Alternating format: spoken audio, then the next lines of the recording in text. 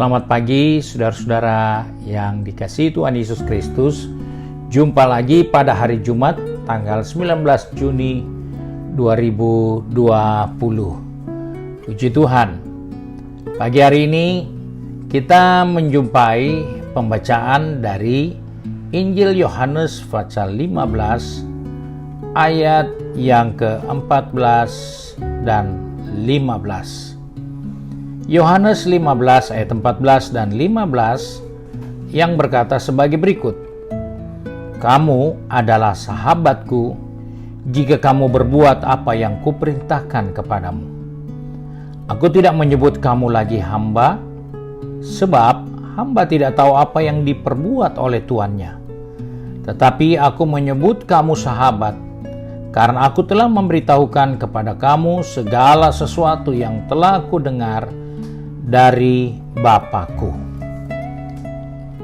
Puji Tuhan, kita baru membaca satu ayat yang merupakan ungkapan dari Yesus kepada murid-muridnya bahwa aku tidak akan memanggil kamu lagi sebagai hamba atau menyebut kamu hamba, tetapi kamu adalah sahabatku. Hal ini penting sehingga Yesus harus berbicara terus terang kepada murid-muridnya. Karena ada banyak hal yang Yesus ceritakan kepada mereka dalam bentuk perumpamaan. Karena mereka perlu dijembatani dengan menggambarkan perumpamaan untuk dipahami apa yang dia maksudkan.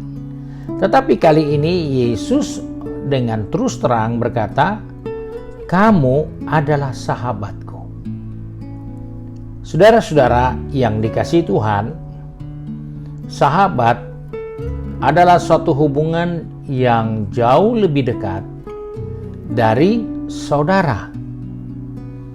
Kenapa?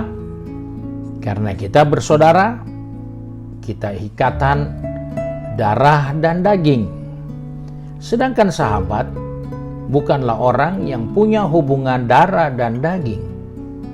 Tetapi sahabat adalah orang yang memiliki hubungan yang jauh lebih dekat dari saudara karena sahabat itu selalu mengingatkan kita di saat kita salah. Sahabat tidak pernah membenar-benarkan kita di saat kita melakukan yang buruk. Itulah yang diingatkan kepada saya dan saudara tentang status sahabat. Nah, sebab itu sebagai orang percaya kita diingatkan bahwa Yesus menyebut kita sahabat. Apa maksudnya? Yaitu dia ingin menyampaikan kepada saudara dan saya, dia tidak akan pernah membenarkan kita untuk selalu berbuat salah, walaupun itu kekurangan kita, walaupun itu keterbatasan kita. Dan karena dia mau jadi sahabat, maka dia punya kerelaan hati untuk menolong kita. Karena kalau sahabat saja tidak bisa membenarkan kita untuk berbuat salah, masakan dia tidak bisa menolong kita. Dan itulah dasar yang diingatkan Yesus kepada murid-muridnya, bahwa dia mau membangun hubungan dengan kita seperti seorang sahabat. Dan itulah dia katakan, aku tidak menyebut kamu lagi hamba, tetapi kamu sahabat, karena hamba tidak pernah tahu apa yang direncanakan oleh tuannya. Tetapi sahabat, dia akan memberitahukan semua kepada sahabatnya. Dan hal itulah yang Yesus ingatkan, bahwa sahabat adalah suatu hubungan yang benar, yang didasari atau oleh rasa sayang, rasa memiliki suatu hubungan yang akrab. Itulah sahabat.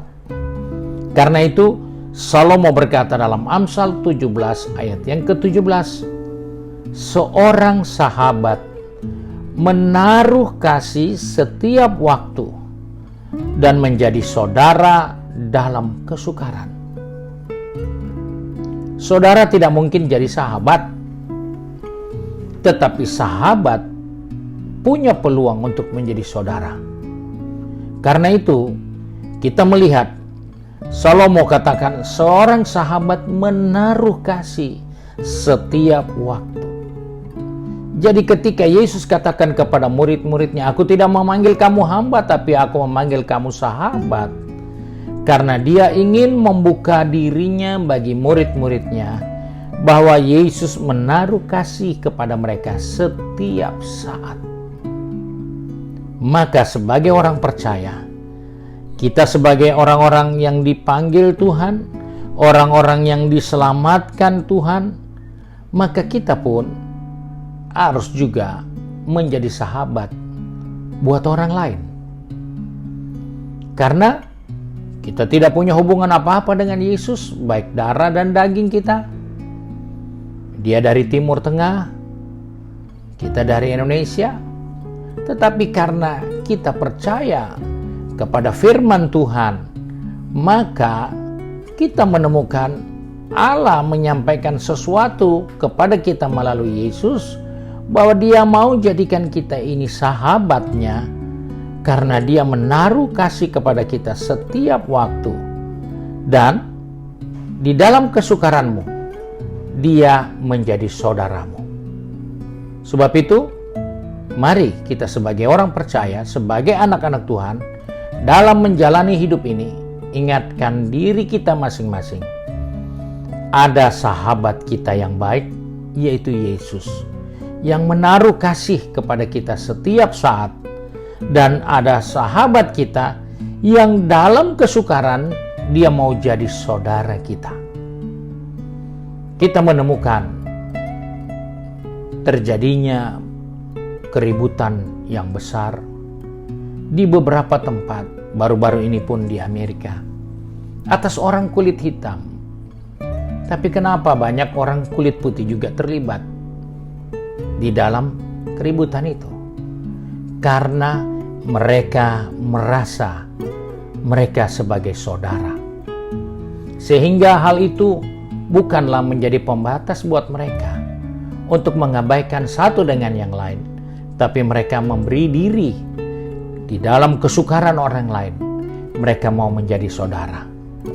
Demikian Tuhan kita. Dia ingatkan, "Aku tidak memanggil kamu hamba, tapi aku memanggil kamu sahabat. Karena kamu sudah tahu apa yang aku rencanakan. Kamu sudah tahu apa yang aku sampaikan. Sebab itu, dia pun bersedia untuk menjadi saudara di dalam kesukaranmu.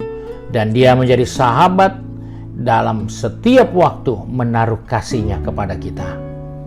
Mari kita satu di dalam doa.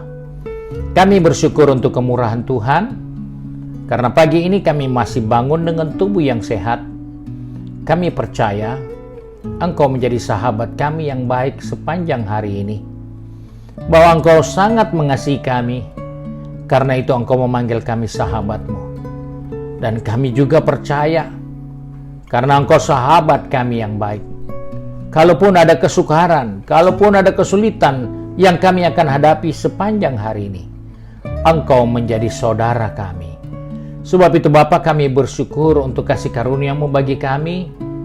Ajarlah kami untuk selalu berharap dan mengandalkan-Mu Tuhan, karena Engkau sahabat dan saudara di dalam begitu banyak kesukaran, pergumulan, masalah hidup ini. Bapa, pegang tangan kami, atur langkah kaki kami, agar sepanjang hari ini kami menjadi sahabat yang baik, bahkan kami juga menjadi saudara yang baik dari Dia yang memanggil kami sahabat dan memanggil kami sebagai saudaranya, yaitu Yesus Kristus. Sebab itu kami mulaikan hari yang baru ini dengan syukur untuk kasih setia Tuhan yang kami boleh alami sampai saat ini. Kami bersyukur di dalam nama Tuhan Yesus Kristus, Juru Selamat kami, majikan kami yang baik dan setia. Haleluya. Amin. Puji Tuhan. Hari ini adalah hari Jumat, di mana hari kita berdoa dan berpuasa bersama.